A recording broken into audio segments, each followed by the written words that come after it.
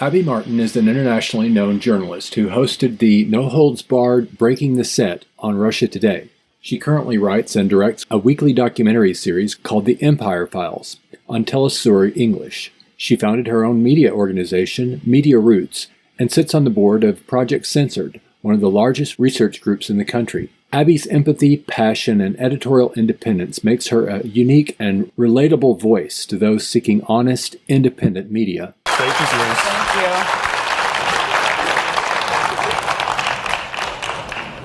Thank you so much, everyone, for that. And first of all, thank you so much for the Venus Project for hosting me at this amazing event. And happy birthday to visionary Jack Fresco.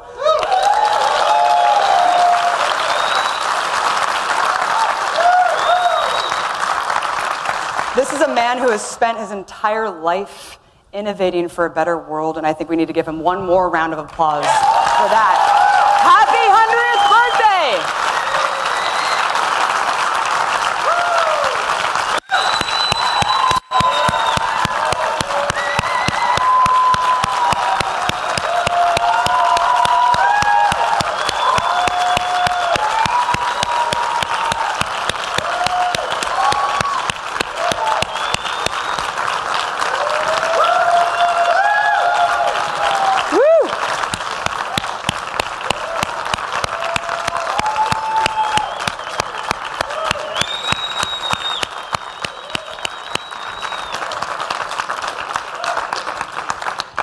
It's a total honor to be asked to speak at your centennial celebration, so thanks again.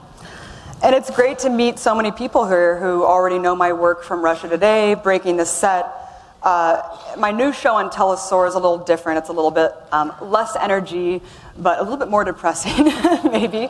It's called The Empire Files. It's on Telesur English, and it's a weekly documentary series that provides crucial historical and political context to the most pressing issues that we face today, which I think is really important when we're looking at these issues in an isolated context, especially reacting to the mainstream media 24-hour news cycle. From the alliance with the brutal Saudi theocracy to the US funding death squads across Latin America, each chapter of the Empire Files really lays bare another devastating effect of militaristic imperialism. So definitely check it out if you haven't yet on YouTube. Thank you.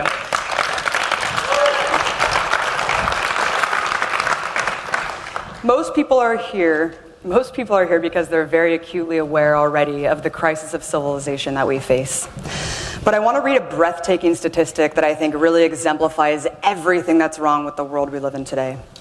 According to the latest Oxfam study, 62 people now own more wealth than half of everybody living on the planet. Think about that statistic for 1 second. 62 people, just 62 people, own more than half the world's population.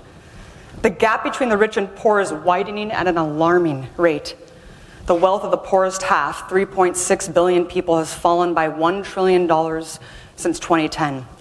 And at the same time, the wealth of the world's richest 62 lucky motherfuckers has increased by more than $500 billion. This obscene trajectory proves that when people make more money, it doesn't trickle down.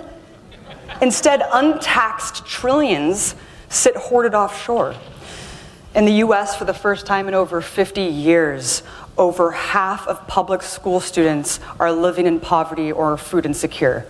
Think about that, too.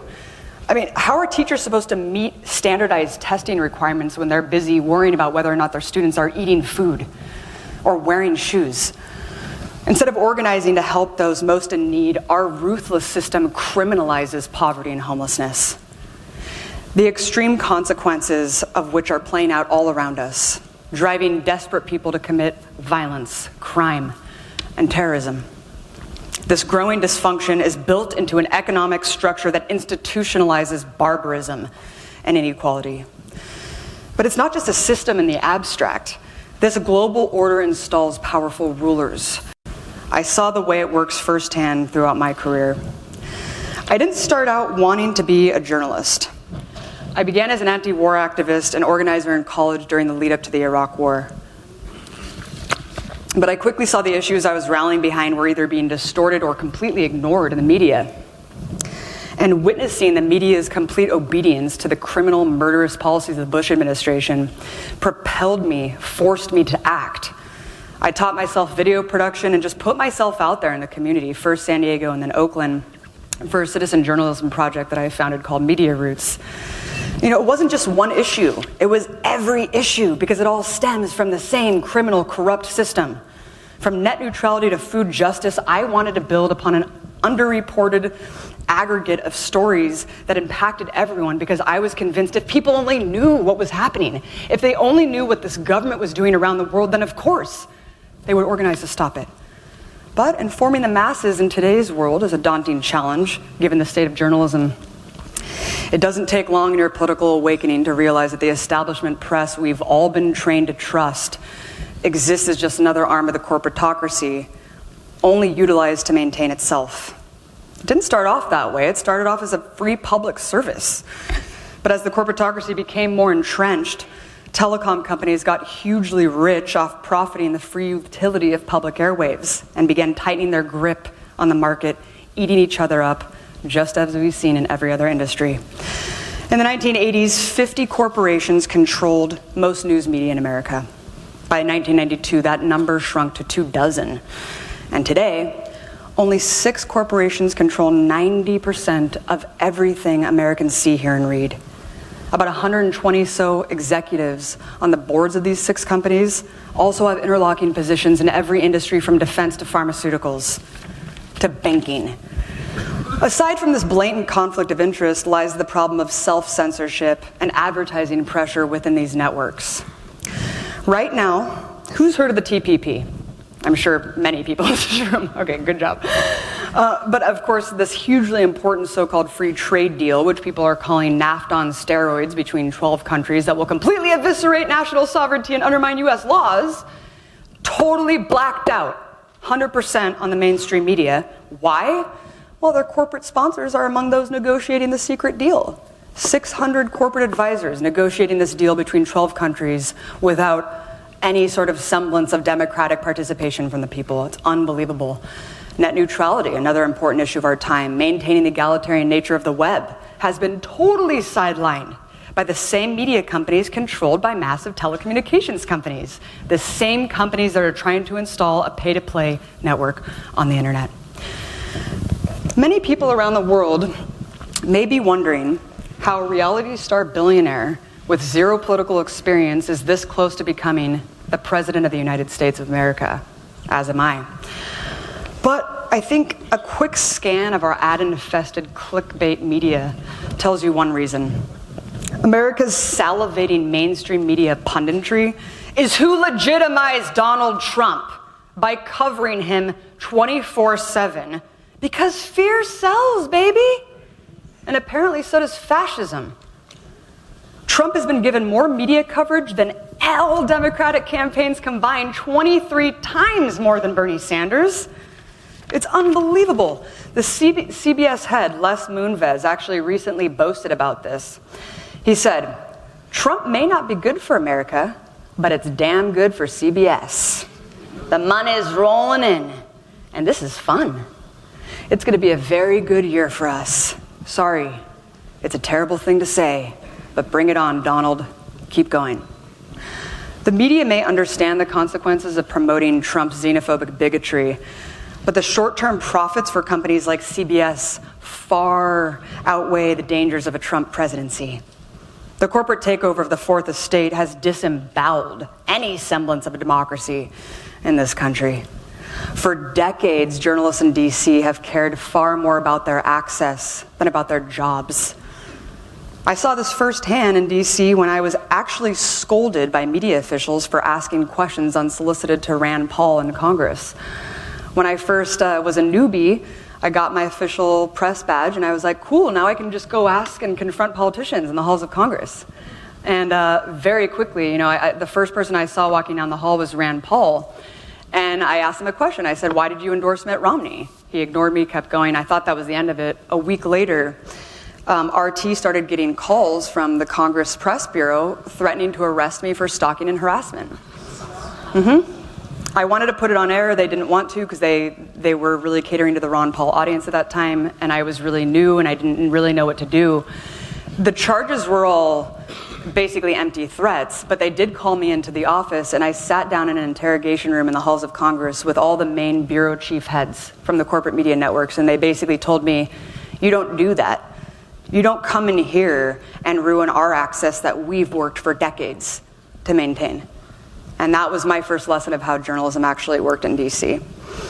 You know, the media doesn't only work to protect its bottom line. It also plays a key role in manufacturing consent for empire, conditioning us to believe that somehow because we're born within a particular landmass that we're ordained to go kill millions of people around the world, displace, maim countless millions more, dictate the future for tens of millions, if not hundreds of millions of people every year around the world. Even so-called alternative press outlets like Vice and others promote US empire and American exceptionalism. These are very dangerous notions that keep society subservient. The myths also justify untold criminal policies by rationalizing a war economy that runs on death and destruction. Those in power have a lot of reasons to control the narrative, of course, not only to whitewash the long list of injustices and crimes they carry out every day, but to conceal the cataclysmic course they're driving us down.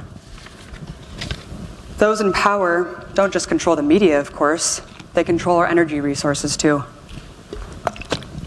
Under this system, the US continues to rely on an industry that imperils all life on Earth. According to the latest UN report, in order to avoid the worst predicted effects of climate change, 3/4 of known existing fossil fuels need to stay in the ground. That means halting all production, stopping right now. And that's to avoid the worst effects. The worst effects. But the empire is doing the opposite of that, chasing profits at any cost. Under Obama, the US has become the world's largest oil and natural gas producer. That's astounding. The US military is the biggest polluter on the planet, yet exempt from all environmental legislation, from the Clean Air Act to the Kyoto Treaty. With all interrogation about how the richest country in the world could possibly pay for healthcare and education for its citizens, little is asked about how we can possibly afford to maintain endless war, occupation, as well as a military budget that stands bigger than the next 7 countries combined. If this system put the needs of the people and the environment first, there would be very little dependency on such a damaging fuel source. Stanford engineers, as you've seen in the documentary this morning, have already developed a cost-effective state-by-state plan to transition the entire US to renewable energy sources by 2050.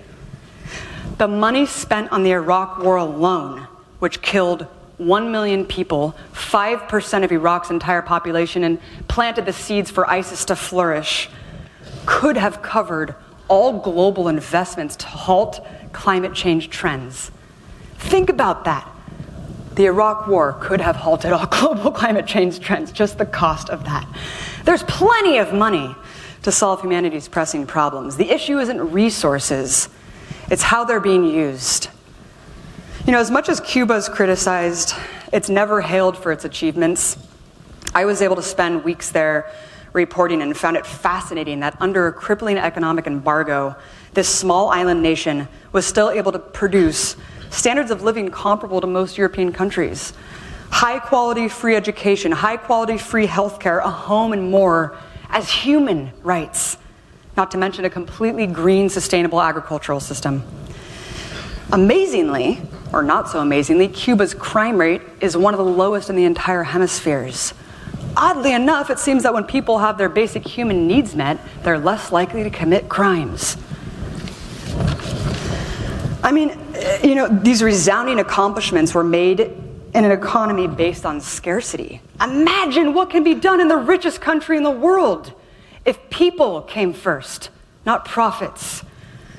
The continued success of any nation bucking the global economic order, even a small island nation like Cuba, poses a huge, huge threat to corporate hegemony. This is why, despite this normalization process, the US government's still spending countless millions on the ground for regime change there. We've seen how far the empire will grow to crush any and all alternatives. Those in power also wield the most massive military in human history to wage a very real war on ideas that provide an alternative to their system, both abroad and here at home. Over the last century, the US government has done everything in its power to snuff out alternatives to its rule, from roundups to mass arrests of thousands of anarchists, socialists, leftists in the US, making it illegal to even be a communist, to carrying out military interventions in over 70 nations just since World War II, causing untold human misery, all in the name of fighting ideas. Today, the US empire has at least 900 military installations around the world. The Pentagon doesn't even know, because of how many lily pad bases they have, what the number really is. They have troops stationed in almost every region of the world to maintain endless war and occupation. But as daunting as all of this is, very rarely, sometimes, a glitch in the matrix provides a rare political opening for us. Those in power have also rigged elections, obviously, from the Electoral College to the delegate process to the omission of third parties from the debates. But Bernie Sanders has defied all odds because he's bringing the message of Occupy Wall Street, a movement completely ridiculed and marginalized in the mainstream, to the mainstream, to the entire nation. His popularity, he's made it okay to criticize capitalism.